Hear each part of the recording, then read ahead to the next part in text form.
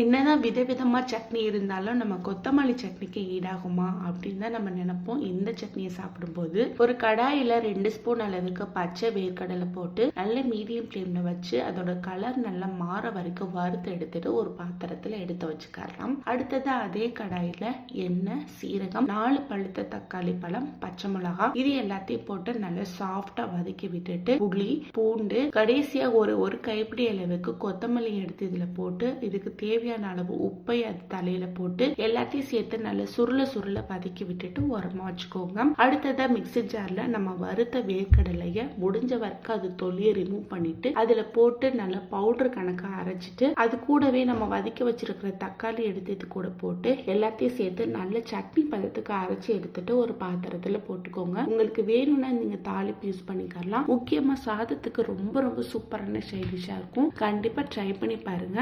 Try பண்ணி பார்த்துட்டு எப்படி இருந்தது அப்படிங்கறத கமெண்ட் பாக்ஸ்ல கமெண்ட் பண்ணுங்க. இந்த வீடியோட ஃபுல் லிங்க் கொடுக்குறேன், செக் பண்ணி பார்த்துக்கோங்க.